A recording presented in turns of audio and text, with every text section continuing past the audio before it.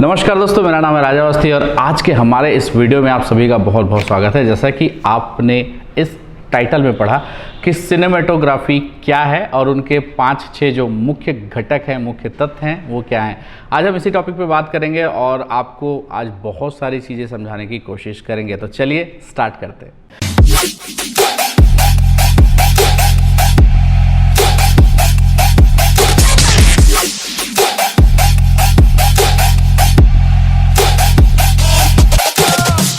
दोस्तों, basically cinematography क्या है, एंड ये क्वेश्चन बहुत आता है कि सर सिनेमेटोग्राफी क्या हम कैमकॉर्डर से कर सकते हैं? सिनेमेटोग्राफी के लिए लेंस कौन से लगते हैं, कैमरे कौन से लगते हैं, क्या चीज़ है सिनेमेटोग्राफी? तो चलिए आज हम बात करते हैं।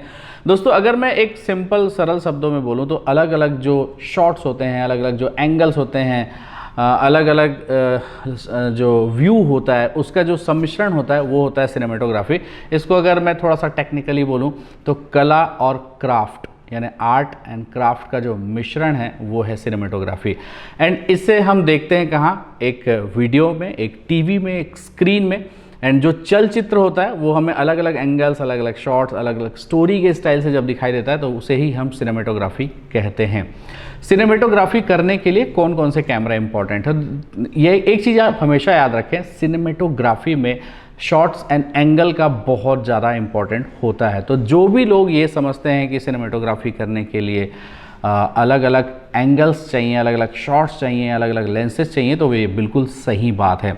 अगर मैं वीडियो कैमरे की बात करूं तो वीडियो कैमरे में आप शॉट को टेली एंड वाइड कर सकते हैं, बट आप पर्टिकुलर शॉट के लिए पर्टिकुलर लेंसेज नहीं यूज़ कर सकते हैं। तो एक बेसिक जो चीज़ है कि अगर मैं सिनेमेटोग्राफी कर रहा हूं तो वहाँ पे क्या मुझे वीडियो कैमरे से करना चाहिए या फिर DSLR या मिररलेस से करना चाहिए? तो डेफिनेटली आपको DSLR या मिररलेस से ही सिनेमैटिक शूट प्रॉपर लुक पे दिखाई देगा, क्योंकि हम DSLR या मिररलेस में लेंसेज चेंज कर सकते हैं। सपोज आपको कोई वाइड एंगल शॉट लेना तो आप वाइड एंगल लेंसेज लगा सकते हैं। अगर आपको टेलीफोटो लेंस लगाते हैं तो आप थोड़ा सा क्लोजअप शॉट्स ले सकते हैं। अगर आपको कोई रनिंग वाला शॉट लेना है तो आप गियर्स यूज़ कर सकते हैं। तो ये सारी चीज़ें संभव है सिर्फ और सिर्फ DSLR एंड मिररलेस कैमरों के साथ। अगर मैं वेडिंग की बात करता हूं तो हालांकि सिनेमेटोग्राफी एक बहुत बड़ा चैप्टर है, बट मैं generally wedding and pre wedding से रिलेटेड ही बात करता हूं हमारे इस चैनल में। तो मैं आपको एक सिंपल सा बात बताना चाहूँगा कि प्री वेडिंग या वेडिंग सिनेमेटोग्राफी के लिए जो 4-5 घटक हैं, उनमें से आज मैं सारे घटकों के बारे में आपसे बात करूँगा और आपको बताऊँगा कि वो क्या चीज़ें हैं, उनको किस तरीके से हमको ध्यान में रखना चाहिए। तो दोस्तों, सिनेमेटोग्राफी के जो मुख्य भाग हैं उनमें है camera placement, camera movement, shot composition, shot का साइज एंड फोकस और लाइटिंग। तो ये 6 चीजें हैं जो मिलके सिनेमेटोग्राफी को और मजबूत और प्रॉपर बनाती हैं। तो आज हम सबसे पहले बात करेंगे कैमरा प्लेसमेंट के बारे में। दोस्तों, अगर आप वेडिंग या प्री वेडिंग फोटोग्राफर हैं तो आपको ये पता होना चाहिए कि आपको किस कैमरे में, किस प्लेसमेंट में उस कैमरे को फीड करना है। सपोज अगर कोई मेहंदी का शॉट हो रहा है तो आप उसे किस एंगल, किस जगह से उस शॉट को लें कि वो एक रियलिस्टिक फील आए, ये बहुत इंपॉर्टेंट है।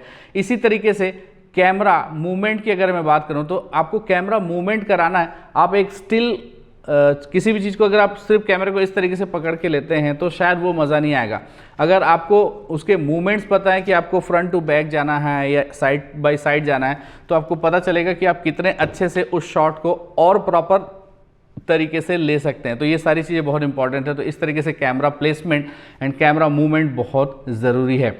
फोकसिंग की अगर मैं बात करूं तो आपको पता होना चाहिए कि आपको किस कंडीशन पे कैसे फोकस करना है एंड किन चीज़ों को डीफोकस से फोकस करना है, किन चीज़ों को आपको समझना है, आपको ट्रैकिंग करते टाइम कैसे फोकस करना है। तो ये सारी चीज़ों को जानना आपके लिए बहुत ज़रूरी है।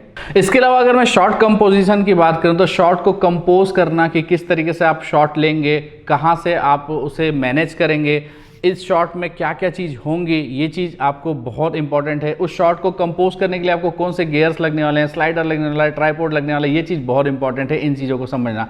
सो ये बहुत ज़रूरी है अगर आप सिनेमेटोग्राफी करना चाहते हैं तो। उसके अलावा अगर मैं बात करूं जो सबसे इम्पॉर्टेंट चीज़ है वो है शॉट का साइज़। देखिए, अगर आप एक सिनेमेटोग्राफर हैं तो आपको पहले से पता होना चाहिए कि आप ये जो शॉट है वो कितने सेकंड का लेने वाले हैं, कितने मिनट का लेने वाले हैं।